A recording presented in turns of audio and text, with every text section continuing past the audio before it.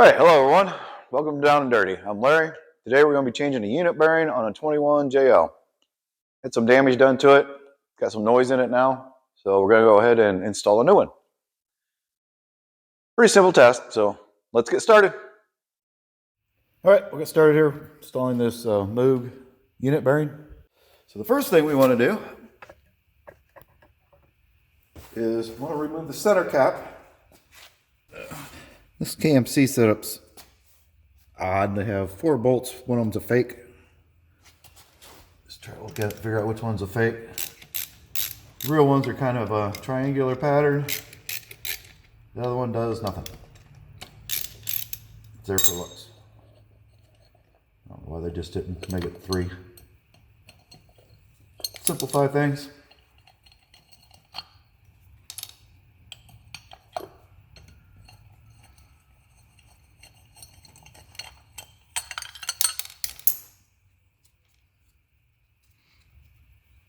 Got the center cap out of the way. See our nut, axle nut there.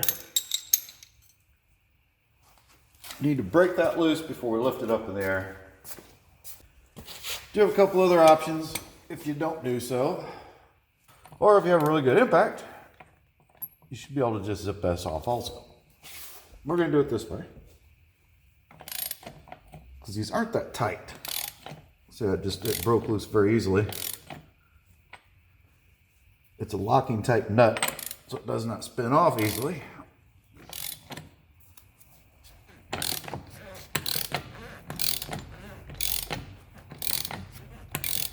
I'm going to back this off while it's on the ground. When we get it to where it spins free, that's good. But here again, if you got an impact like I do, you don't have to leave it sitting on the ground. But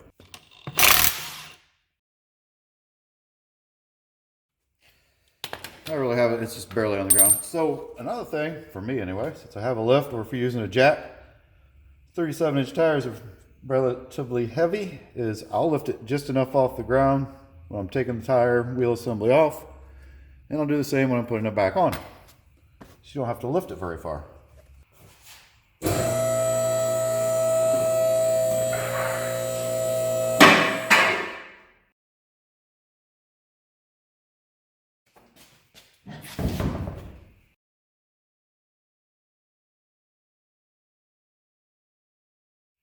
So I've got this turned so we can get behind it. One thing I didn't mention, that is a 36mm socket. Next thing we're going to do is these 2 bolts to hold the caliper bracket on. 21mm socket. To get those off, we're going to get this caliper pulled out of here.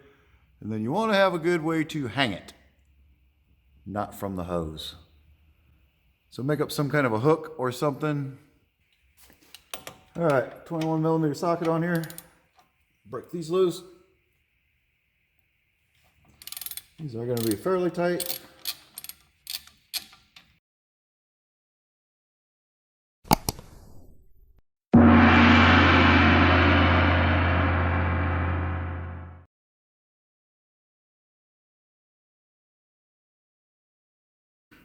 All right, get this last bolt out. We're going to hang this caliper. I keep my bolt handy in case your hanging setup, whatever, doesn't work out. Put this caliper back.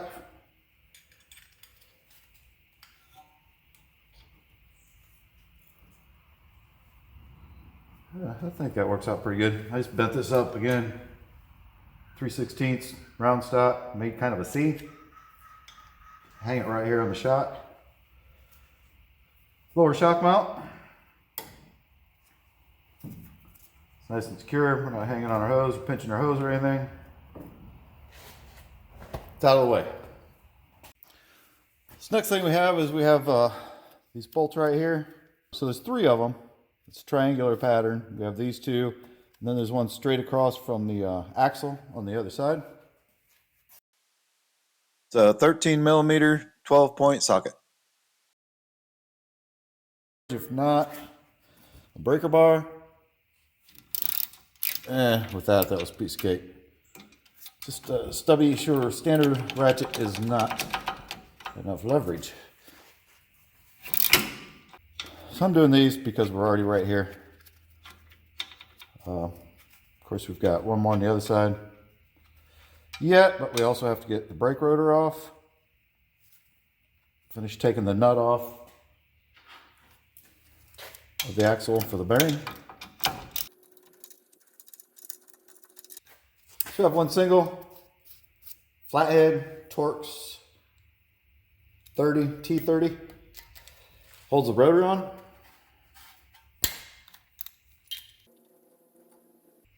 Special bolt, don't want to lose that. We'll get this axle nut taken off here, and we'll get this rotor pulled off. You really don't have to have that bolt. They really are just for make it easier to get the caliper on. The rotor isn't flopping around. It's not something you have to have. A lot of times you'll find they're missing. Somebody didn't want to put them back on. All right, there we go. Take the rotor off. Now we are down to, this is our bearing. Unit bearing assembly, they call it. Comes with the wheel studs, everything. Third bolt right here holds that unit bearing assembly in. We're up here on the front side of the knuckle now, where your steering is.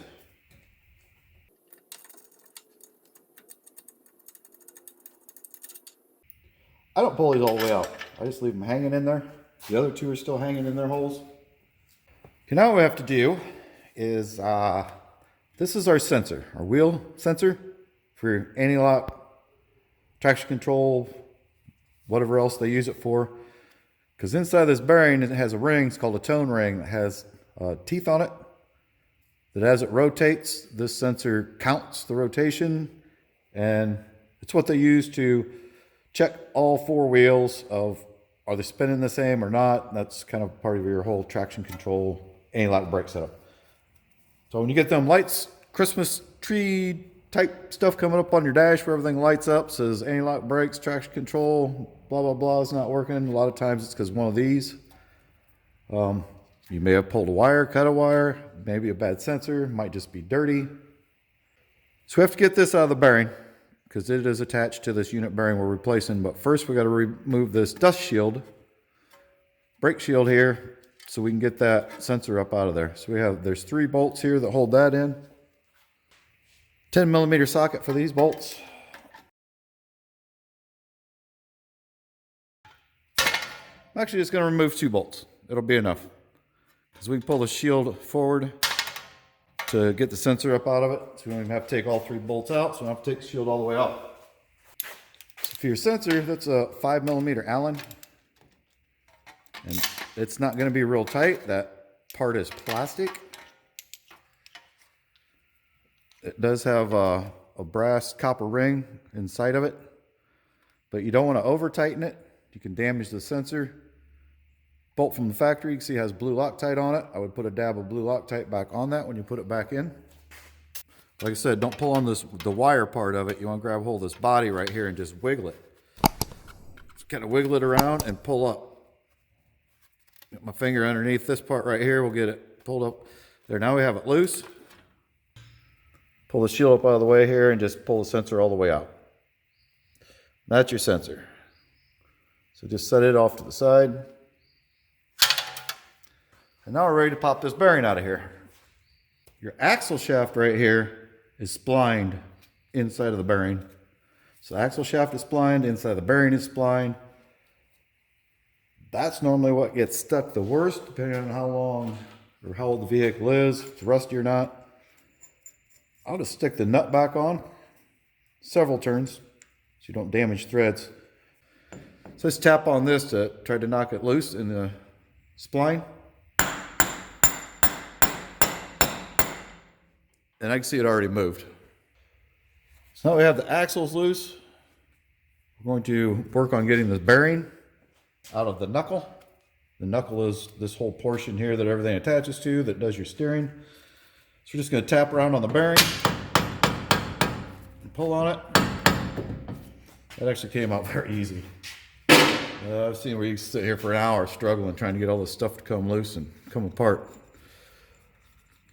So once you get to that point, just take your nut back off and your whole unit bearing will come out.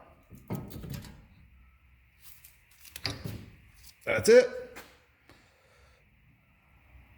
Like I said right there, I think you can see you got splines inside of the bearing, splines on your axle. That's where things tend to hang up. I will put some anti-seize on this. If you don't have anti-seize, you can just use axle grease, bearing grease. Keep this from getting rusted is normally your worst part. This will get rusted, corroded, or whatever from being in water, mud, everything else. And you'll really struggle to get that to come out of the bearing.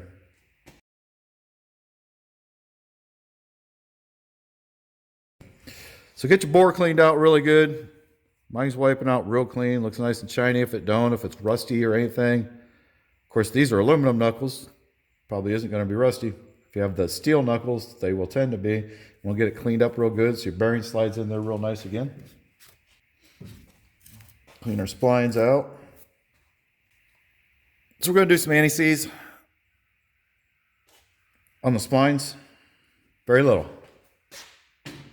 Seriously, this stuff goes a long ways.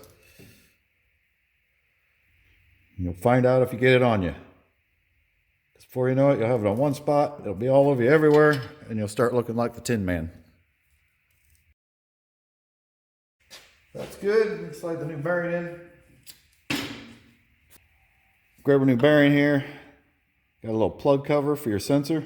I'm going to leave that in there till we get it up in there in place, so we don't get any dirt down in there.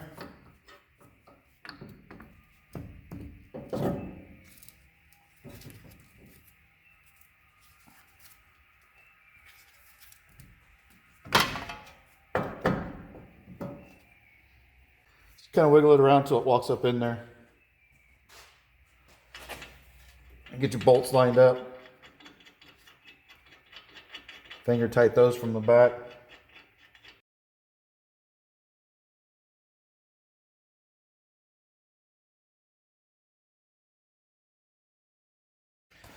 Got my bolts are finger tight. To drop my sensor in. Pull the rubber plug out. Okay, so we got our sensor all ready to drop in. I'm going to pull this backing plate out, drop it in the hole. Let's firmly push it down in there without pushing or damaging your wire. Use some Loctite 242 blue. Put just a dab on the bolt. A little dab will do you. I mean, just a little dab. It ain't gonna take much here.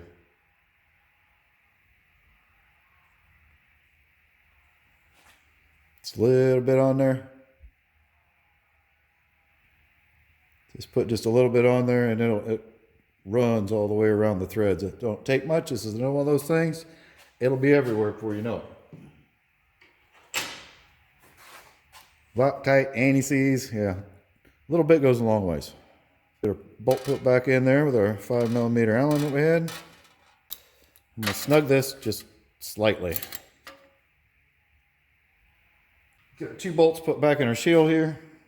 Basically just kind of reverse everything we've done.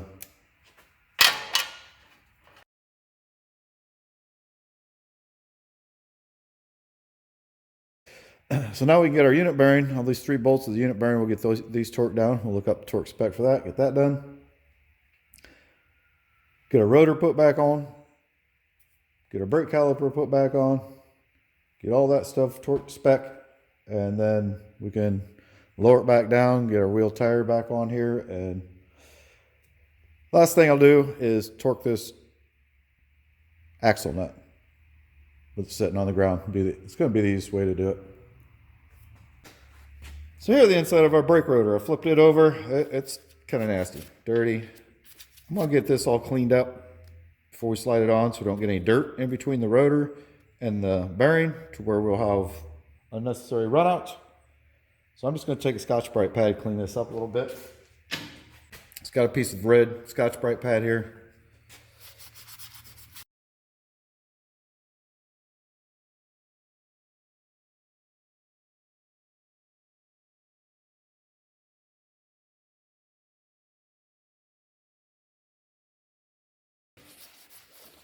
All the dust and crud knocked off.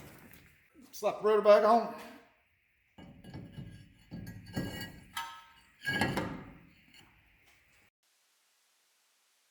Don't get our bolt put back in that holds the rotor on. If you don't have this, you can always just use a lug nut to hold your rotor in place. Get your caliper put back on.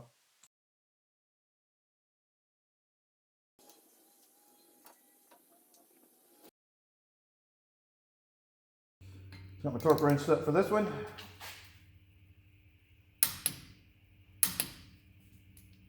And just go till it clicks. You want to go around all three of these bolts and snug them up first, and then go back around and torque them so you don't pull the bearing in unevenly. Always go around and just kind of snug them up all the way around, go back around, and then torque them to spec.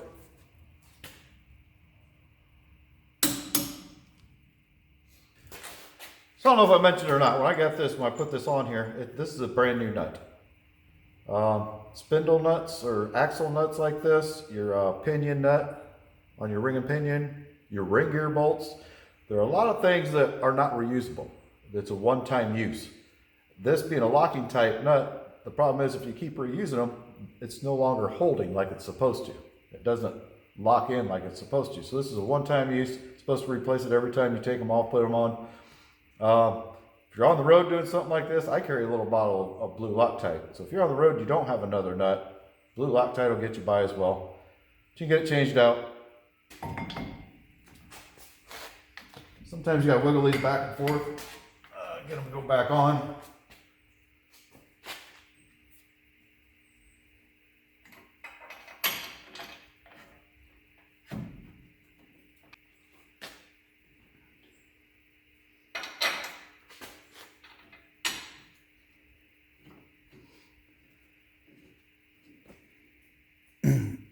All right, so I had to break out the 1/2 inch torque wrench for these bolts because they're far beyond the 100 foot-pounds that my 3/8 will do. Again, I'll snug each one up first.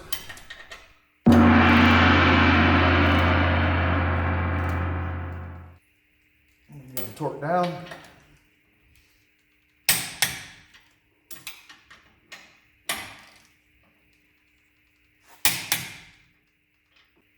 That's it. That's everything till we get it on the ground and do our axle nut yet.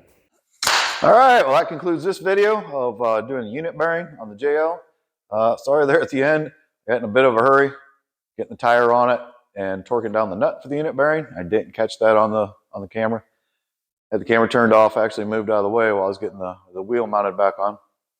So I do apologize for that, but I mean, you got to see the whole thing, basically what you need to do anyway. And as far as just torquing the unit bearing, again, you just torque it to the required specs. So, all right, well, thank you for watching. Like, subscribe, share, comment below. Let me know what you think. Appreciate y'all. Thank you. Take care.